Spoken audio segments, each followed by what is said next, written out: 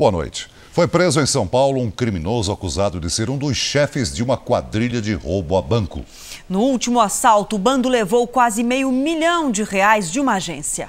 A equipe que faz a limpeza da agência bancária é rendida quando chega para trabalhar. Dentro do banco, os bandidos aguardam o gerente, que é obrigado a desligar todo o sistema de segurança do prédio. O homem é levado até a sala da tesouraria, abre o cofre e retira o dinheiro para os assaltantes. Enquanto isso, os funcionários, sem saber de nada, chegam para trabalhar. Este homem bem vestido é um dos criminosos. Ele anuncia o assalto e ordena que os empregados entrem na agência. O segurança, que também foi rendido, aparenta nervosismo. Aqui, o gerente é obrigado a esvaziar as maletas que armazenam o dinheiro dos caixas eletrônicos. Repare que um dos assaltantes acompanha do lado de fora. Ele é Marcos Vieira dos Santos, preso hoje.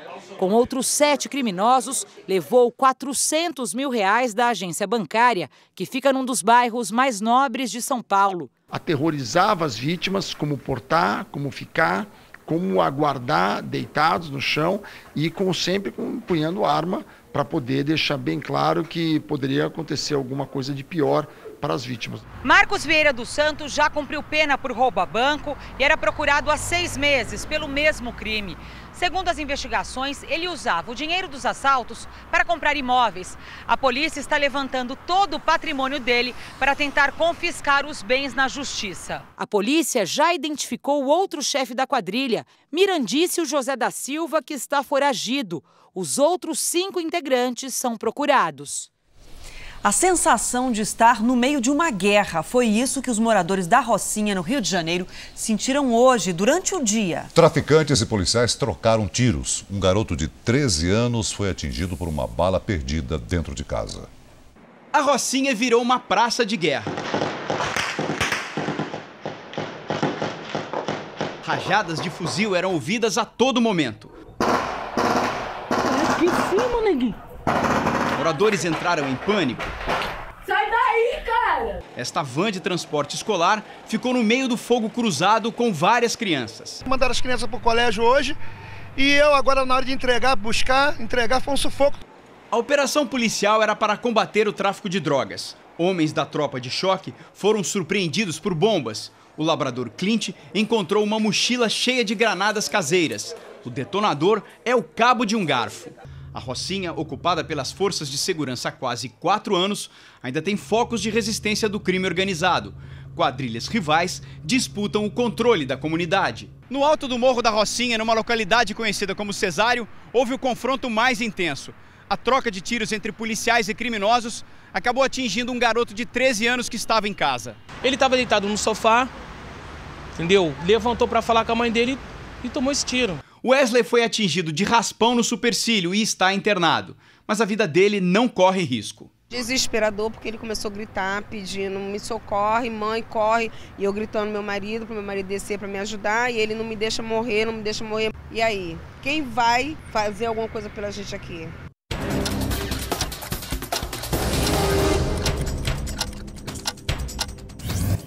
Mais de 200 pessoas foram presas suspeitas de depredar a sede do Sindicato dos Comerciários no Rio de Janeiro. Segundo a polícia, os detidos queriam tumultuar a eleição para a presidência do sindicato, que está sob intervenção federal por desvio de dinheiro. Em São Paulo, mais de 14 toneladas de maconha foram apreendidas. A droga estava escondida dentro de caminhões que vinham do Paraguai carregados de soja. 8 pessoas foram presas. Deputados discutiram numa CPI em Goiás a denúncia feita pelo programa Repórter Record Investigação sobre jovens vítimas de trabalho infantil e abuso sexual. Os casos aconteceram em Cavalcante, nordeste do estado. Os deputados querem saber por que até hoje quase ninguém foi punido. Foram resgatados os corpos das 3 vítimas que morreram na queda de um helicóptero em Ouro Preto, Minas Gerais. A aeronave saiu da cidade de Macaé, no Rio de Janeiro, com destino a Belo Horizonte. Os serviços pré-pagos ganham novas possibilidades a cada dia e podem ser uma boa opção para quem precisa controlar os gastos. Além do telefone, é possível ter cartão e até viagens no sistema em que você primeiro paga e depois usa. Na hora de pagar a conta nesse supermercado, quase todo mundo puxa o cartão. Até pela segurança eu uso pouco dinheiro. É seguro, prático, só não dá para perder o controle dos gastos. Se estourar, eu não tenho condições mais, de acordo com o juro que eles cobram, né? E vai virando uma bola de neve. Rômulo já passou por isso. Ficou devendo no cartão de crédito e demorou 2 anos para se livrar da encrenca. Depois do susto, descobriu outro jeito de organizar os gastos. Fazer todas as compras com um cartão pré-pago. Se eu tenho lá R$300 para gastar, eu sei que eu posso gastar só 300. 301 não vai. No banco não, no banco você sempre vai conseguir. Os cartões são vendidos em supermercados, farmácias, bancas de revista. Não é preciso ter conta em banco para comprar. É como um telefone celular pré-pago. A pessoa só pode gastar o que já carregou aqui e não fica com nenhuma conta para acertar depois. Um outro serviço pré-pago faz sucesso nesta agência de turismo. Os clientes programam o voo e pagam tudo parcelado até a data da viagem. As férias de Edileuza em maio foram assim. Deu tão certo que ela já está programando a segunda viagem pré-paga. Aí quando chega a viagem eu estou tranquila. Então, a preocupação que eu tenho é só de me divertir e quando eu voltar eu não ter dívidas.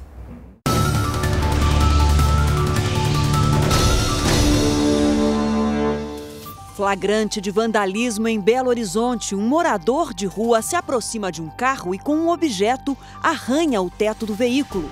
Em outra imagem, ele chuta a porta de outro carro. O homem percebe que está sendo filmado e acena para a câmera. A polícia recebeu denúncias dos moradores, mas ainda não identificou o suspeito. Em São Paulo, um ladrão ataca uma mulher para roubar um dos cães. Ele pega o animal, mas a dona não solta a coleira. O rapaz não desiste até levar o uísque, que é da raça Lulu da Pomerânia. Se você reconheceu o suspeito ou viu o cãozinho, faça sua denúncia para a Polícia Militar no número 190. A presidente Dilma vai ter que explicar as contas de 2014 do governo ao Tribunal de Contas da União. O pedido do TCU foi inédito. Na cerimônia para comemorar a marca de 5 milhões de microempreendedores individuais, a presidente Dilma esperava a decisão que viria do outro lado da esplanada. O Tribunal de Contas da União analisou as contas do governo de 2014 e encontrou inconsistências. Entre elas, a manobra conhecida como pedalada fiscal, em que o Planalto, para fazer caixa, segurou o dinheiro destinado aos bancos para o pagamento de benefícios como Bolsa Família e o seguro-desemprego. Sem um repasse, a conta foi bancada pela Caixa Econômica Federal e o Banco do Brasil. Ao invés de aprovar as contas com ressalvas, o TCU adiou o julgamento e deu 1 mês de prazo para a presidente explicar os 13 pontos mais graves. Fazendo o contraditório, nós evitamos de uma ação junto ao Supremo Tribunal de Contas da União, que poderia ficar lá paralisado um bom tempo. Vamos fazer o esclarecimento de cada um dos itens que estão presentes nesses apontamentos. Acho que o governo ganha tendo essa oportunidade de poder falar. Por 21 votos a 6, a comissão que discute a redução da maioridade penal na Câmara dos Deputados aprovou a mudança para crimes graves. Se a lei for aprovada em plenário, jovens a partir de 16 anos poderão ser julgados como adultos. Desta vez, os manifestantes foram proibidos de entrar no plenário. Não à redução! Depois de horas de discussão, a comissão aprovou o novo texto do relator Laerte Bessa. O resultado era esperado depois do acordo feito entre o presidente da Câmara, Eduardo Cunha, o PSDB e outros 6 partidos. Pela proposta, a maioridade penal passa dos 18 para os 16 anos, mas só para crimes graves. Homicídio doloso, lesão corporal grave, lesão corporal seguida de morte. Os maiores de 16 e menor de 18 anos cumprirão a pena em estabelecimento separado dos maiores de 18 anos e dos menores inimputáveis. Hoje, em solenidade, no Palácio do Planalto, a presidente Dilma criticou a redução da maioridade penal. Nós preferimos trabalhar alterando de fato o estatuto, a legislação, atribuindo penalidades para o adulto que envolver crianças em atos da sua quadrilha? O texto aprovado na comissão ainda precisa passar por 2 votações na Câmara e no Senado, onde já está pronta para ser colocada em votação outra proposta, encabeçada pelo PSDB, com o apoio do PT. O projeto prevê que a maioridade fica como está, mas o tempo de reclusão para menores infratores passe de 3 para até 8 anos. E a presidente Dilma vetou agora há pouco as mudanças no fator previdenciário aprovadas pelo Congresso. Luiz Fara Monteiro, ao vivo de Brasília, tem as informações para a gente. Boa noite, Luiz. Boa noite, Adriana. Foi um dia inteiro de negociações e articulações até a decisão final. Vetar o fator previdenciário e editar uma medida provisória que estabelece um novo cálculo para as aposentadorias. Segundo a proposta, as mulheres podem se aposentar depois que a soma da idade da contribuição ao INSS chegar a 85. No caso dos homens, o resultado deve atingir 95. E a partir de 2017 haverá um escalonamento até a proporção chegar a 90%. O Congresso Nacional ainda pode derrubar o veto da presidente Dilma Rousseff. De Brasília, Luiz Fara Monteiro. Obrigado, Luiz. Na Geórgia, país localizado entre a Europa e a Ásia, um homem morreu depois de ser atacado por um tigre. O animal fugiu do zoológico durante as enchentes do último fim de semana e se escondeu no depósito de um mercado. O tigre avançou em um funcionário e acabou morto pela polícia. Pelo menos 30 bichos foram soltos pelas ruas da capital, Tbilisi, após o temporal que deixou 19 mortos.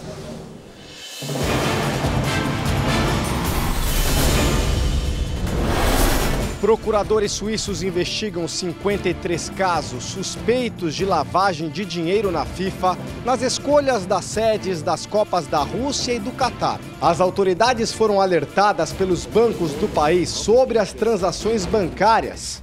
Vários documentos apreendidos na FIFA estão sendo analisados. A Justiça Suíça disse que o presidente da entidade, Joseph Blatter, e o secretário-geral, Jérôme Valk, podem ser interrogados. E na Espanha, a Justiça aceitou denúncia de fraude contra Neymar. Théo Taveira. O fundo brasileiro alega ter recebido menos da metade do dinheiro devido pela transferência do jogador. A empresa tinha 40% do passe do atleta no Santos. Os valores da compra do craque já eram investigados pela Justiça da Espanha. Na época, o clube catalão divulgou que pagou 57 milhões de euros pelo atacante, mas depois admitiu ter gasto bem mais, cerca de 95 milhões. Guitarrista Neil Young compra briga com magnata pré-candidato à presidência nos Estados Unidos. Heloísa Vilela. O músico disse que não autorizou Donald Trump a usar uma de suas músicas para lançar candidatura. Conhecido pelas letras de protesto e pela defesa de causas sociais e ecológicas, Neil Young não gostou de ouvir o clássico Rockin' in the Free World na campanha do republicano. Young diz que apoia Bernie Sanders, o democrata socialista que também está no páreo presidencial. Trump garante que pagou pelo direito de reproduzir a gravação. Agora, uma polêmica no centro de Belo Horizonte. Para evitar a presença de moradores de rua, a calçada de um prédio passou a ser molhada todas as noites. Até o momento, ninguém sabe quem é o responsável. A fachada do prédio de apartamentos, com lojas embaixo, esconde uma armadilha. Um cano de quase 100 metros com furos de ponta a ponta.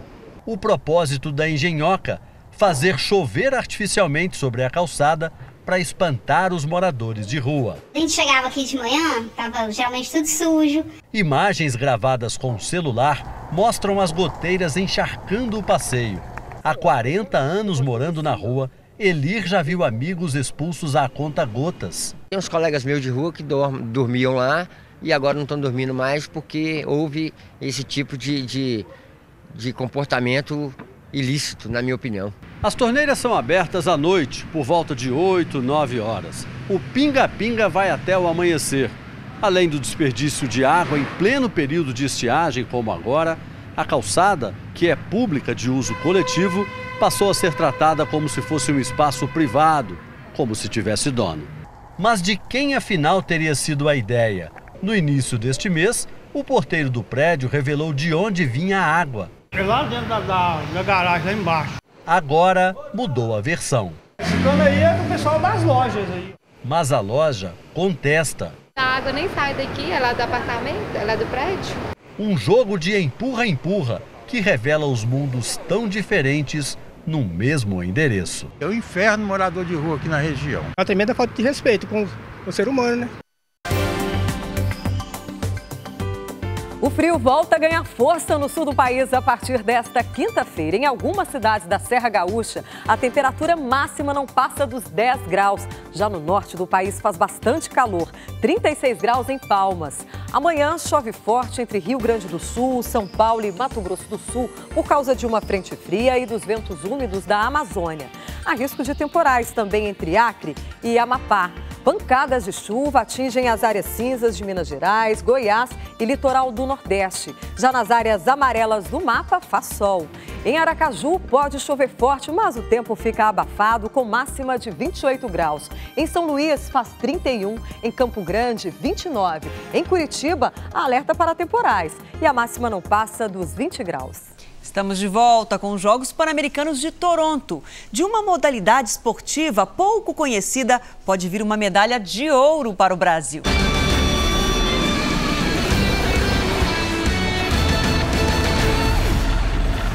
A espera ansiosa no saguão do aeroporto tinha um motivo especial: abraçar um campeão.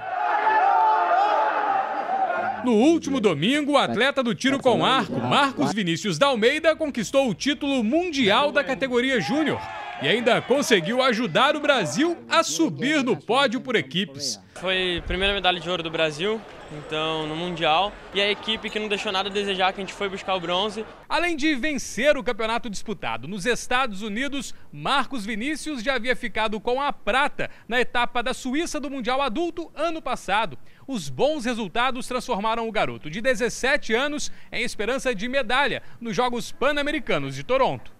E Marcos Vinícius já traçou um objetivo para a competição. Um não, 2. Acho que as duas medalhas seria muito importante, a de equipe quanto a individual. Quebra o recorde dos Jogos Pan-Americanos. Competições. Jogos emocionantes. As conquistas das medalhas. Em julho, a Record transmite com exclusividade a principal competição das Américas, direto do Canadá. Medalha de ouro mais uma vez! Jogos Pan-Americanos de Toronto, em julho, só na Record.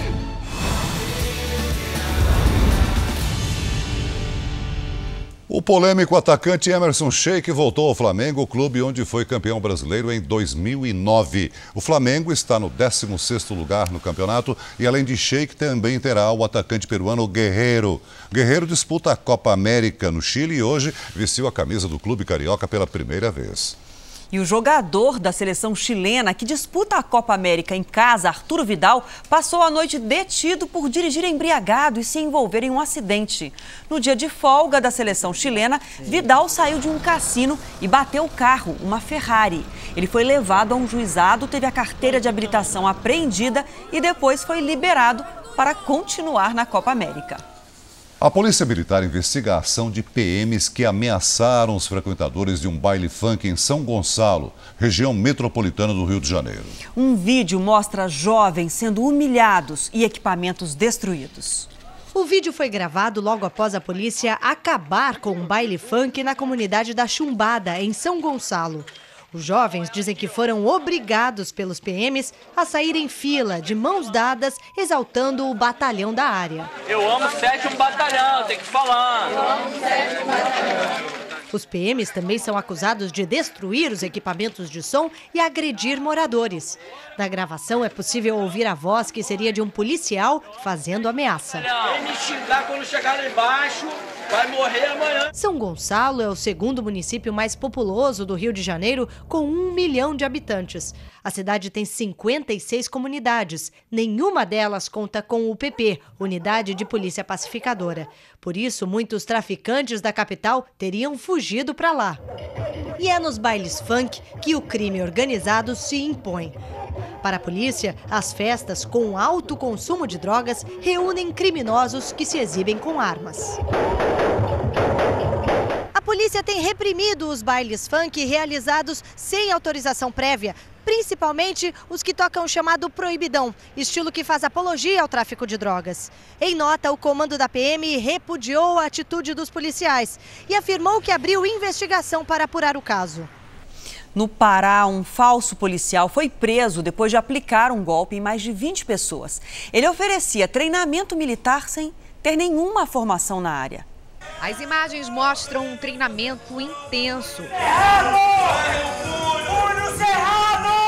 Os alunos são submetidos a exercícios físicos rigorosos e lesivos, com gritos e palavras de humilhação. É curso para homem! É homem, não é para você! O curso era ministrado por este homem, Pedro Júnior Rodrigues, que se identificava como soldado do grupamento de elite da Polícia Militar do Pará. As mais de 20 pessoas que participaram das aulas receberam até certificado de conclusão. O falso PM recebeu R$7 mil das vítimas. Pedro Rodrigues já tinha passagem pela polícia em 2011 por uso de documentos falsos. O acusado foi preso em Belém, mas já foi transferido para Breves, na Ilha do Marajó, onde o golpe era aplicado. Ele deve responder por estelionato, porte ilegal de arma de fogo, uso de documentos falsos e falsidade ideológica. Em São Paulo, descaso e abandono em galerias de água da chuva. No Rio de Janeiro, o trabalho arriscado de eletricistas nos subsolos. Hoje, na série especial, o repórter Eduardo Ribeiro mostra lugares perigosos dos subterrâneos.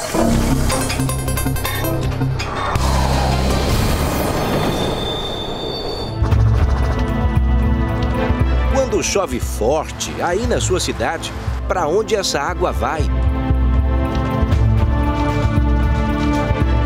Córregos, rios, reservatórios, esses são os destinos finais. Mas tudo começa bem mais perto da gente. Nós estamos na zona norte de São Paulo, freguesia do Ó. 1 quilômetro para lá fica o Rio Tietê, a marginal do Rio Tietê. Essas botas são absolutamente necessárias, porque nós estamos entrando agora com iluminador, com equipe e com um guia especializado num local que muito pouca gente conhece. E a primeira cena, essa daqui, ó, já impressiona enormemente.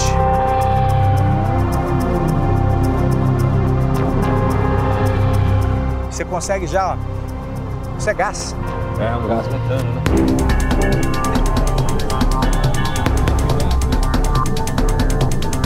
Eu não conseguiria imaginar que você tinha acesso a qualquer lugar aqui. O gás que surge do lixo em decomposição está por toda parte. É tóxico, inflamável e há quem passe as noites nessa sujeira. Sinais de uma fogueira e o que foi uma cama improvisada. Ou que ainda é, né? O lugar parece imenso, onde as galerias de água se encontram.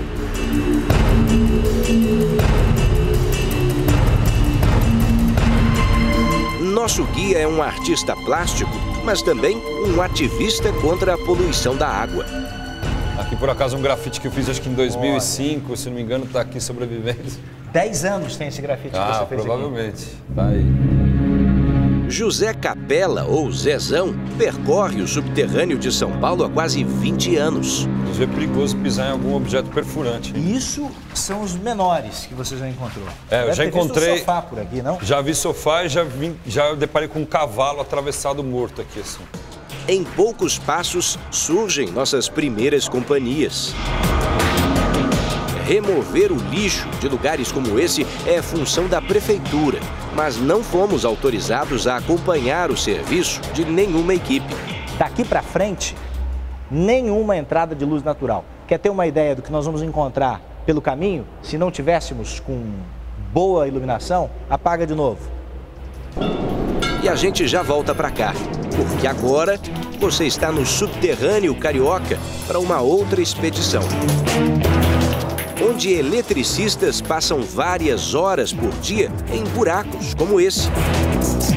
Mas não dá para ir entrando assim, não. Ver se tem algum gás explosivo aqui, se o oxigênio está tudo ok, dentro do seu limite, tá? Para a gente respirar normalmente.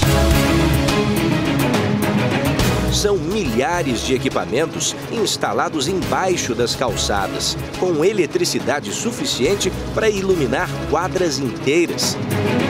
Imagina o que não acontece se algo der errado. Você tem que estar ciente de todos os riscos, tá? Eminentes à atividade. Que tipo de risco? Queda, arco voltaico, ruído, choque elétrico, queimadura, curto-circuito, atropelamento, ataque em picadas e micro-organismos. Tudo isso aí dentro? Tudo isso aqui dentro. Estou ciente. Na teoria já assusta. Espero não conhecer o perigo na prática. O primeiro funcionário já está lá embaixo. Quem vai agora? Vamos lá, Eduardo. Eu? Sua vez. Põe um óculos, por favor. Ok.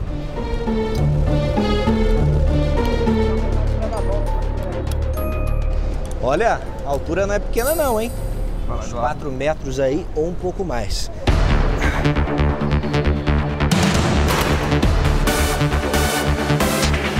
Um dos riscos de qualquer operário aqui embaixo, primeiro é esse, ó. A queda. Você viu como a trava de segurança já impediu um acidente mais sério, né? A câmara é apertada. Nossa equipe fica espremida. Dá medo de encostar em alguma coisa. Você tem 13 mil volts passando por essa máquina e mais 13 mil passando por essa máquina. O que um choque de 13 mil volts pode fazer com o seu corpo, com o meu corpo? Você pode morrer na hora. É morte instantânea. Imagina os conselhos que o Pedro não ouve dos amigos quando diz por aí o que faz para viver. Eles ficam perguntando várias coisas, como é que é seu trabalho, fala que você é maluco, que está fazendo essa atividade, sai disso. Pois de maluco também já cansaram de chamar Zezão, nosso guia pelas galerias de Água da Chuva em São Paulo. Aqui eu nunca entrei porque aqui possivelmente pode ser arrastado mais fundo. Aqui a água pode te levar. Pode me levar. Já andamos quase 1 quilômetro e nem sinal de uma saída. A única coisa que corta o silêncio aqui do subterrâneo é esse barulho. Motos, carros, ônibus passando em cima da tampa do bueiro. Ali perto, latas furadas e fósforos denunciam quem faz desse lugar um refúgio para fumar crack. Ninguém incomoda aqui. E aí, e o cheiro aqui, já acostumaram? Lixo, essa quantidade. Vocês andam por tudo aqui? Não, ali não anda não. Para seguir em frente, precisamos escolher outro caminho. Bem perto do rio agora. Zezão, é nesse sentido? Sentido, a gente pode ir por aqui também. E olha isso, já dá para ver o reflexo dos carros lá na água do rio Tietê. Quase 5 horas da tarde e a cidade começa a travar aqui, ó. Eu nunca imaginei chegar na Marginal por aqui, ó. Apenas uma das mais de 100 saídas que desembocam nesse imenso e poluído rio que corta São Paulo.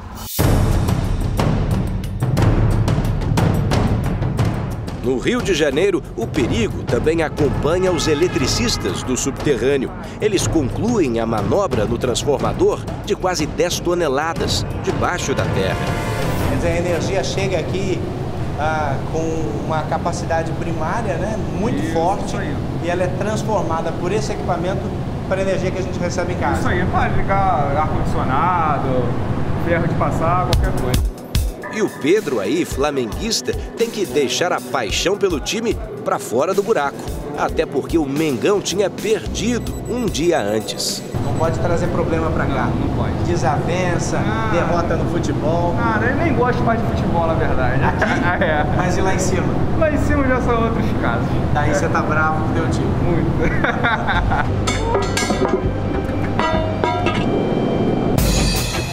Em São Paulo, nada de bom humor ainda, só acrobacia para seguir o caminho da água suja que vai para o rio Tietê. Nós estamos entre a pista local e a pista expressa da Marginal Tietê. O Zezão tá descendo aqui, ó. Deixa eu te ajudar, me dá a câmera. Dá a câmera aqui. Isso. Devagarinho. Mais uma galeria. É um dos lugares que eu lembro mais perigosos, assim, que eu já vim até hoje. Por quê? Porque aqui, né, além de ser uma água de esgoto, tem também de resíduo químico. Também tem ligação clandestina, então. Essa tubulação de concreto parece corroída por algo bem mais ácido que a água. Eu achei que ia visitar uma galeria de água da chuva, uma galeria pluvial. Mas isso tem muito mais cara de esgoto. Enfim, chegamos ao lado de onde nosso guia diz haver uma ligação clandestina de esgoto industrial. Mas não deu para chegar mais perto. O que é? Entrou água. Passou água por cima, é. Molhou aí com esgoto, hein? Não dá para seguir daqui não. Muito complicado, nós vamos ter que voltar. Só mesmo do lado de fora para perceber que o dia já havia acabado. A beleza do entardecer esconde o lixo que deságua num dos rios mais importantes para a capital paulista.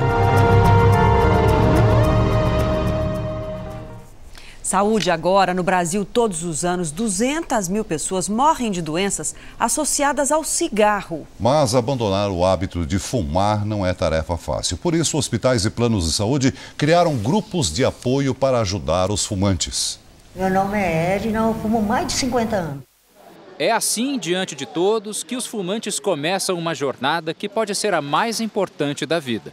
Por eu ter um problema de saúde recente, isso também induziu que eu procurasse o grupo, né? O tratamento em grupo tem sido uma alternativa para quem não consegue se livrar do tabagismo sozinho.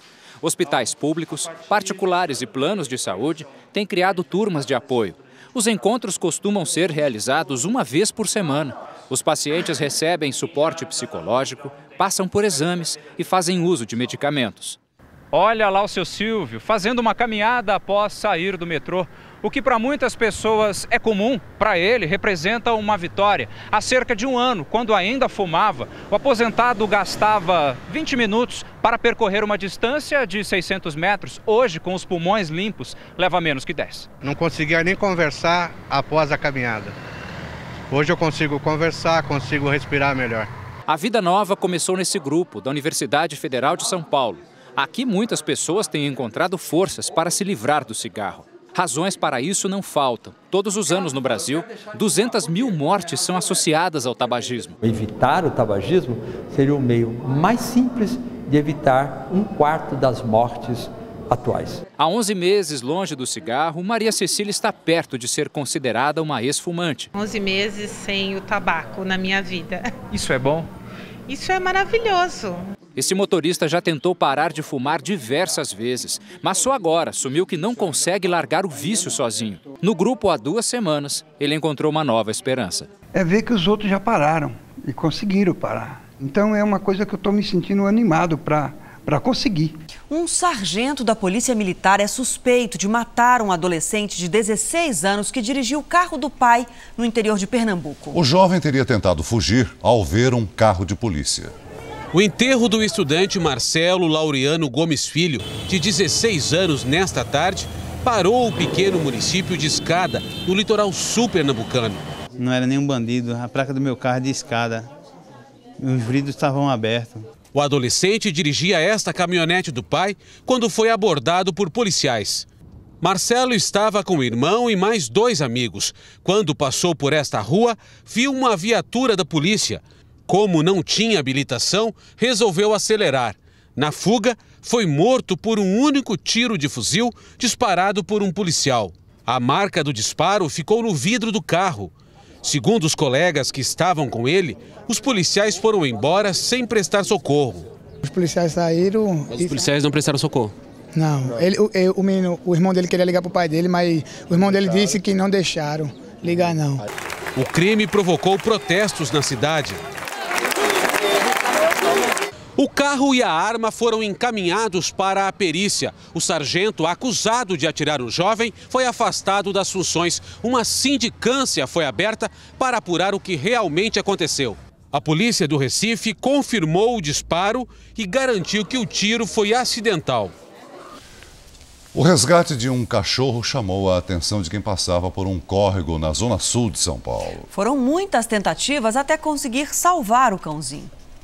O cachorro está neste córrego no bairro do Capão Redondo. Um vendedor ambulante desce por uma corda. O cãozinho está abrigado em uma pilha de lixo. Quando ia começar o resgate, o animal pula de novo na água e escapa. Foram várias tentativas.